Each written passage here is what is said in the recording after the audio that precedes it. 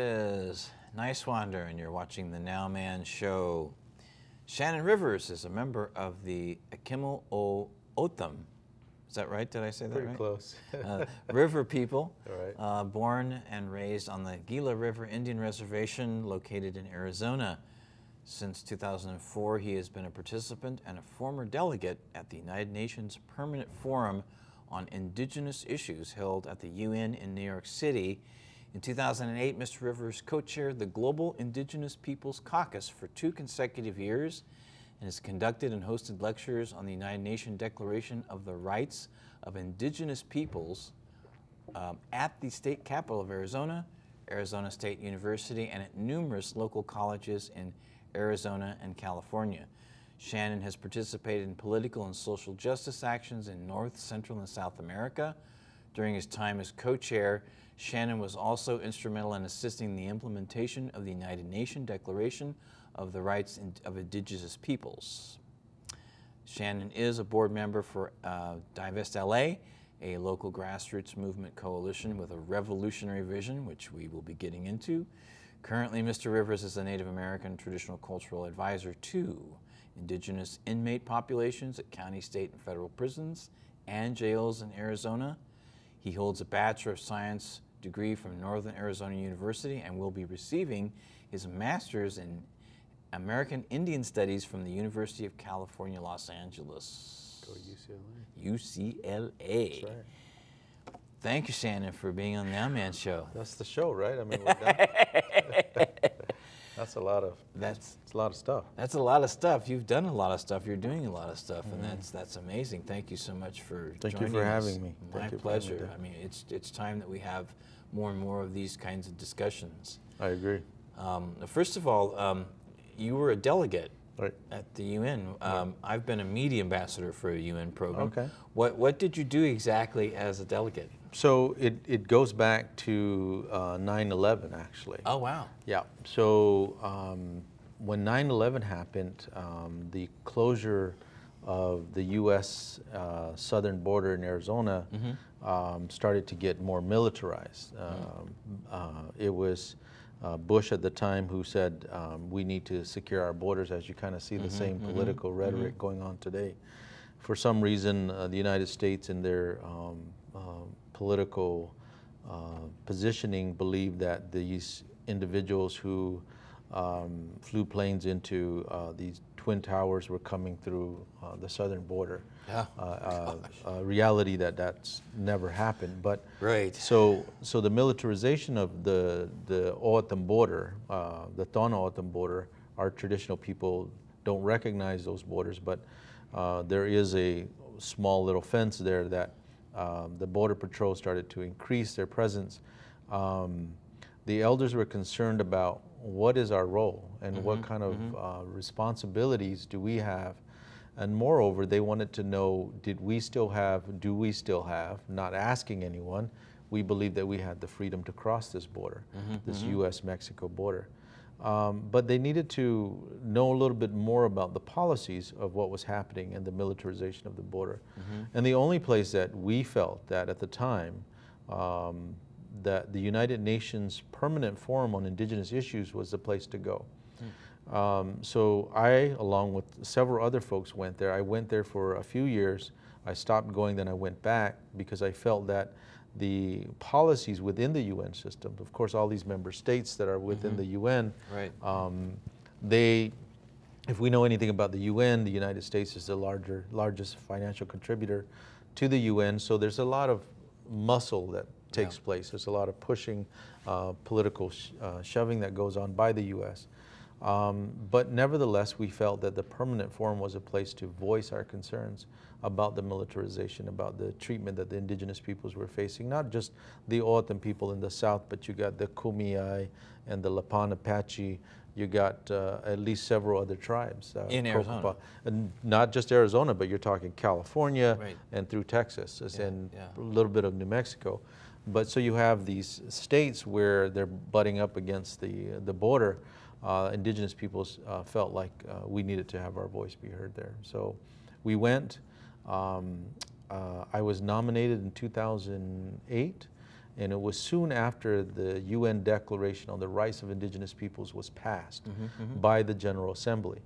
The General Assembly voted on this declaration. There were 4 countries that did not. United States, Canada, Australia, and New Zealand. And you ask yourself, okay, here are these countries that are touting this human rights around the world, but not supporting the Declaration on the Rights of Indigenous Peoples. So why is that? I mean, because they have, there's the Aboriginal populations, there's the First Nation Australia, populations right, in these New 4 Zealand, countries. Right, the major populations. We believed, and from what we gather today, is that, and I was telling one of your assistants out there that indigenous peoples, there are, according to the United Nations, there are 380 million indigenous peoples left in the world. Wow. And about 60 to 70% of those that are maintaining these, where they live, these areas are some of the most pristine water systems, the most beautiful ecosystems in the world. You're talking forest, you're talking landscapes that have been untouched, but within the U.S., and we'll get to Standing Rock here a little later.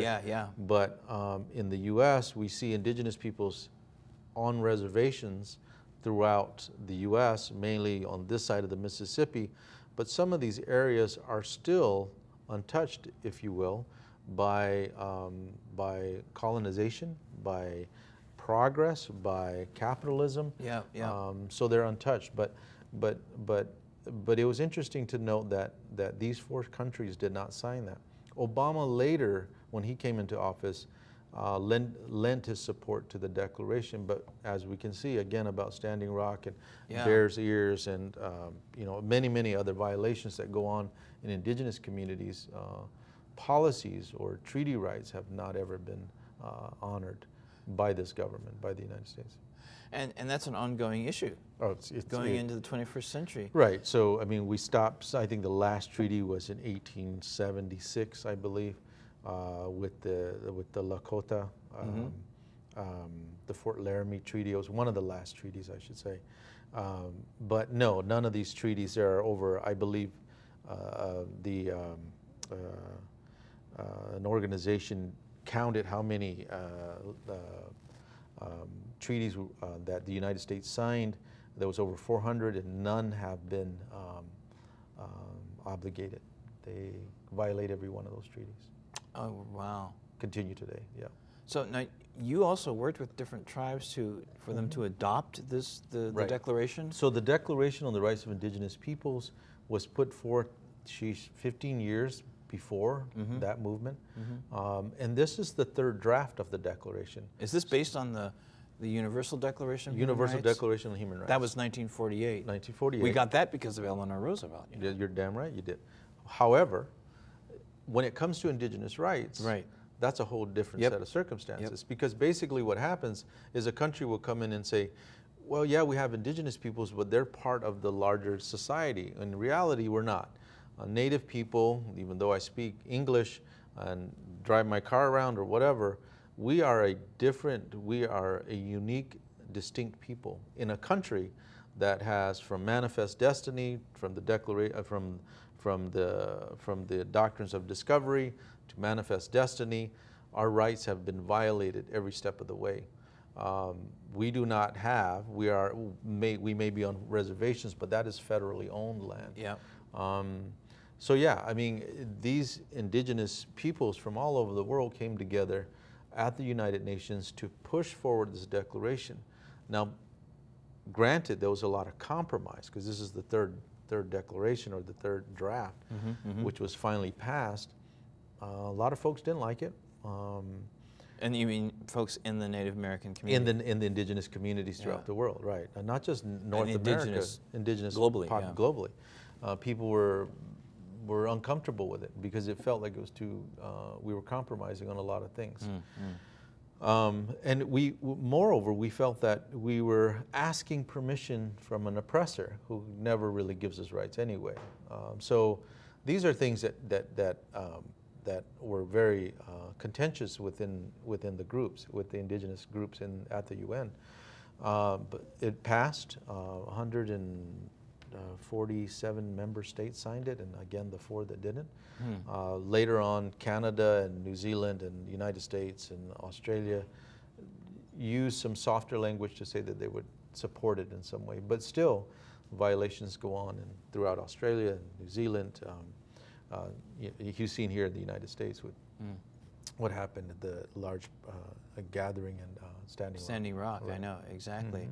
And what, going and look, let's go look now at Divest L.A. Exactly, I know they were there at Standing Rock. Right. Obviously, first of all, for those people who may not know, what is the genuine purpose of Divest L.A.? What is their work? What is it focused on? So is it connected to a larger movement? Right. There's Divest L.A. and Revolution L.A. And I don't really want to speak to Revolution L.A., but I'll speak to Divest L.A. When Standing Rock took place, organizations and people, just like you and I, were waking up to what was happening environmentally, politically, to these oligarchs here in the U.S. who felt these pipeline tycoons who could destroy the tar sands and create tar sands in Canada and just drop these pipelines anywhere they felt. And it was LaDonna, she's a member of the Standing Rock Sioux tribe, who made a call out to people to come to the camp, to Oshetchishikowan, just Sacred Stone Camp. And people came by the thousands. Thousands, yes, and exactly. By the end of the gathering, they estimated about 10,000 people. So what it did was it woke up people, this consciousness that I think we're all seeing, from climate change to environmental disasters throughout the world, to economic inequality, to poverty that we see, homelessness here in Los Angeles, the largest state or city with homelessness. I think people kind of woke up. And so members of Divest L.A. went, they came back, Trinity Tran and Phoenix, couple of the main organizers and a few more, who decided and said, you know, we got to try to do something. Well, the target of their initial movement was Wells Fargo. Wells Fargo Bank was one of the largest contributors to the Dakota Access Pipeline. It was a financial supporter of that pipeline. So why not attack the bank? So we know the history with Wells Fargo, with their lending practice and the foreclosures, and attacking and pretty much targeting people of color, black and brown communities here in Los Angeles and throughout the country. So Divest L.A. said, let's go after Wells Fargo within the city of Los Angeles. Okay, we started that process. We went to the city council, started to make this motion from Paul Kretz and Mitch O'Farrell, who introduced the motion to initially to determine whether or not, of the 800 contracts that the city of Los Angeles has with Wells Fargo, could they remove the $40 million? But there's more money. There's $8 billion. So they went after Wells Fargo. We were doing protests and marches in the street, large gatherings in the street. We would shut down banks. You're not just talking Wells Fargo's, you're talking Chase, you're talking Bank of America, Citigroup. So we're shutting down these banks, and then it started to explode from Seattle to San Francisco, different parts of the country. People were getting arrested shutting down banks. Specifically Wells Fargo here in Los Angeles. Divest L.A. made that move, asked me to join with an indigenous voice to help and support them. We brought the indigenous community in. It was literally just a group of 10 people or less who started to make that move to the city of Los Angeles to get these councilmen and council members of the city of Los Angeles to recognize that Wells Fargo has been violating not only people of color, not just the Dakota Access Pipeline, but their relationship. It goes back to the killing of and taking giving bounty to people who were killing Native people, Native Californians here in California in the 1800s. That's right, because Wells Fargo has been around since the 19th century. That's correct. That's right. So, and they have a history. I mean, many people learned in 2011 with Occupy Los Angeles Wells Fargo was doing, Right. in the particularly in South Central Los Angeles, foreclosing on people and swindling them with these mortgage deals, you know, that were based on stocks that nobody really even knew what they were to begin with. No. And that's a whole other story we've covered on this show, you know, with Bill Clinton. Okay. And, you know, the Commodity Future Modernization Act, which is what started all that, recreating the same kind of problem we had in the 20s. Yes. But now it's just expanded. It's out of control. It's out of another control. bubble, because, you know, right here in this community, one of the biggest culprits countrywide, their office was at the corner of Lake and Colorado Boulevard down here. The housing crisis. And Angel Mazzillo, I very rarely mention people's names, but when they're criminals, you don't have a problem. I don't have a problem with it. Yeah. And the you guy name is still in names 'cause I can business. name a lot of different But you know, the thing about it is that nobody was put in prison. Nobody was. There weren't even court cases. No. So, you know, what is developing in this country is a lot of animosity, a lot of.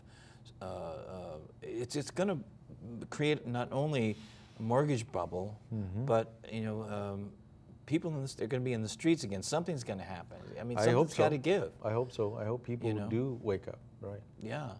So, it's now going to the Dakota Access Pipeline issue, and of course, you know, we've seen Keystone XL pipeline. Supposedly, you know, the land was saved, right? But now they're going to reroute the pipeline. So what's the point? I mean, you know what I mean? It's like, So you have Bismarck, North Dakota, right? Right. Where the pipeline was originally to go on top of the city, if you will, or north of the city. yeah, But then they diverted it down to the southern route, which touched and impacted the Lakota, Nakota, and Dakota treaty rights. So that in itself was labeled environmental racism. right, exactly. Targeting people of color once again. We knew that the pipeline was going to burst. We knew that putting it in the ground doesn't matter where you're at. You can be anywhere. These pipelines, they will burst. And sure enough, it happened. Not even a few months after. That's right. Yeah, 400,000 gallons, or maybe even more. No one really knows. They keep this stuff under wraps a lot of times. But what you saw in Standing Rock was indigenous peoples and people of all faiths and all colors. You had famous people. You had famous civil rights folks. Jesse Jackson went. You had Jill Stein was there. Jill Stein was there. You had Amy Goodman from Democracy Now. Now. You had some actors who went up and some musicians who went up, and people were waking up. And what you saw was the violent state oppression of people who stand up for water That's and right. for stand up for earth. And so the question is, if indigenous peoples, if these peoples didn't come, the support that we got, if they didn't come, what would happen to these indigenous peoples? That's right. Typically what happens is indigenous peoples end up in jail. They get incarcerated by higher rates than anybody else in the United States. We are a small population, and we are trying to maintain our cultures and traditions and ceremonies. Absolutely.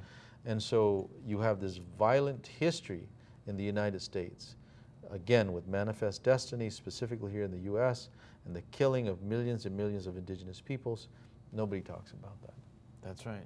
How do we raise the awareness of the general public? I know growing up in Middle America, I finished school in Oklahoma, but I started in Middle America, Ohio, and Indiana. Ohio. I graduated from high school in Muskogee, Oklahoma, and I always go back All Indian to names.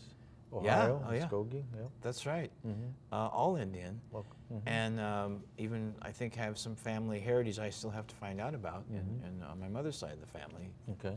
So I feel I have a good friend that's a part Creek Indian. Yeah. So I always flash back to this American history class, and we had and Waxy Wakachi, a Cherokee kid that the rebel was all over his face, and I just that inspired me. I like him already. Yeah. Oh, he was great. Yeah. He was great. And there was another kid, his parents obviously had a different take on it. They changed their family name. He had an American name, Roland Daniels. But well, my name is an American name. Your American name too, right? Yeah. Well, But that colonized name. Yeah, exactly. Colonized name. I like that. That's what it is. That's exactly what it is. Yeah. Let's call it what it is. Yeah, let's call it what it is. We need to start doing that. There's Right. too much of a facade here in this country. You're right. Which is directing us in the wrong direction. Right. I think people, and I was telling again, one of your assistants out there, she was saying, well, what do we do? And I said the first thing is to recognize that this area, let's look at Los Angeles, this is Tongva, Achiman, Gabrielino, Tataviam territory, indigenous peoples that lived here. And no one says that. No one recognizes that. And once you start to recognize and acknowledge that, you start to kind of wake up the consciousness of the rest of America, I would imagine. But America has been asleep for a long, long time. Long time. And you know, people say, "Aren't you worried about people like Trump?" I'm like, "No, man. We had 525 years of Trumps." That's right. You know, we've had these folks come and call out immigrants. I mean, every one of those, if you ain't native, you're an immigrant. That's you're right. a settler. And so we have to acknowledge that. We have to talk about those hard issues that are dividing us: racism, poverty, inequality, homelessness, all these things. Yes. And where do they come from? They come from, I believe, a white-dominated patriarchal system that was brought on by the doctrines of discovery to manifest destiny, that people are better than somebody else. That's right. Because of their color, because of their language, because of their dress, because of whatever. And that's not the case in indigenous communities. We are all equal as human beings. And once we start recognizing that, nobody else has the power. You know, John Trudell said they think they have power. That's right. And they don't have power. What a great they have musician. an illusion of power. Yeah, that's right. They have the guns, they have all the weapons, they can, whatever. That's an illusion of power. That is not power. Water is power. That's the right. The wind is power. The earth is power. The sun. The sun. All these right. are things of the earth that we all share. And you can't put a price tag on them. And it's common sense. We all know that. We're all here. We're all earthlings. Right. We're all on this planet together. So a lot of people are looking for an enemy. Sure. And it looks to me like the enemy is the system that people just accept as what has to run we accept that the world. We accept that there's a two-party system. There's not. There's one. Well, you know what Gore Vidal said, right? What do you say? One property party with two right wings. And he was an elitist who was a next door neighbor to Eleanor Roosevelt. Wow. As a kid. So, and he says it like it is. Yep. So he's not with us anymore. Yep. But the reality of it is that a lot of people will say capitalism is the problem, but really the indigenous communities lived for thousands of years the same way, essentially, right? Yeah, we traded. Even before feudalism. Right, so, exactly. So yeah, capitalism may not be the problem, but it's how we function within that idea of capitalism. Yeah. You and I, we go to a store, we buy our groceries, we can't go hunt anymore because all the animals are gone pretty much, right? Yeah. We can't live that way. We're an extractive society. The United States is 25% of the world's population and uses what, 70, 60% of the resources? And that's not changed. That's not changed. And the thing about it is we you know what we really need to be headed to, and I've talked to Jill Stein about this, is essentially we're headed towards a more cooperative economy, or we're not going to survive as a species. Right. In other words, it's not, and I think that's where capitalism and feudalism was absolutely wrong. You don't give the power and the resources to a handful of people and expect them to just be compassionate towards their fellow human beings. It's not going to happen. No. So if you have a cooperative economy that's based on sharing, that pays more attention to the natural resources and the fact that we all are the stewards of these resources, that it's the wealth that we technically all create together. Correct. So it needs to be distributed better. Equally. Yes. Right. And part of the Divest L.A. 13 plan, motivational plan, was one of them was to create obviously better banking systems, Yes. go into credit unions, educational systems, the educational system that we have here, we're what, 27th in the world out of whatever? I know, and we are one of the wealthiest, if not the wealthiest country in the world. So, you know, I'm at UCLA, right? And I see a lot of, money, I see a lot of very intelligent folks, but we're still, in many ways, going down the same economic plan that our parents have done, right? That's right. We need to change that, and we need to look at what can we do with wind and solar in relationship to the land.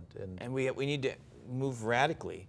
We have because Germany is, and China, looking at 100%. Because I've had earth scientists sitting here at this table, and you know, the ice shelves are breaking off faster, and they're realizing just in recent years that the rising water levels, sea level, is accelerating much faster than they anticipated. So that's why you see Germany and China, maybe a few other places here and there that have radical programs. Right. Germany's already 32% wind and solar. Wow. By 2040, they're on track to be 100%.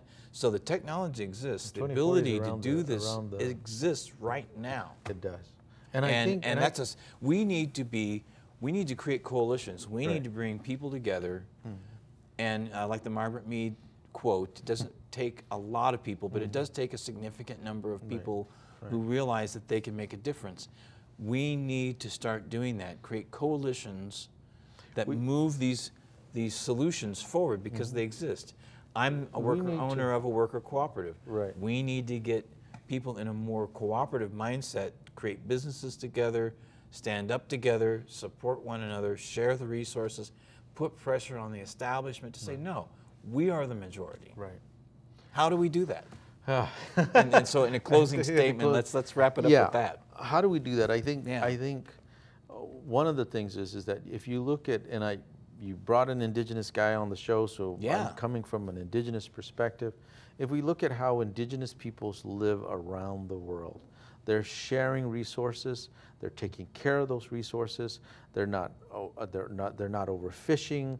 They're not over chopping. That's a lifestyle that is totally out of balance with who we are when it comes to our Indigenous worldview. I'm not saying that our white brothers or our African American brothers or our Mexican brothers can turn to that. I believe that we slowly, though, have to look at the blueprint and the way of Indigenous peoples live. Because if we do, then this world will be a better place. We can have a better relationship with one another. But what you saw happening today with, dropping bombs in Syria, where innocent people are being killed, Afghanistan, all throughout the Middle East, the turmoil, anyway. Yeah, and we need to create coalitions. And speaking of doing that, I'd love you to come back on the show. Thank you very much for having me. We can have, my pleasure. Maybe we can create a panel discussion. We can include you in the Native American components. Sure. Because as you saw earlier, we have a variety of different people who really care and want to make a difference. And, I enjoyed your show. Thank you so much, and we'll bring more people to the table, and we'll have that discussion. All right. Because I have a feeling we could be at a crossroads right now, where if we don't start acting radically in a lot of different ways, it's going to be disastrous. I mean, I don't like to make predictions like that because I know solutions exist, and we can make them happen together. And I'm going to keep asking you, watching live on YouTube or Facebook, wherever you are, hello, and also streaming later on television, on the Royal Channel. This is Niswander. Be present always. The past is gone.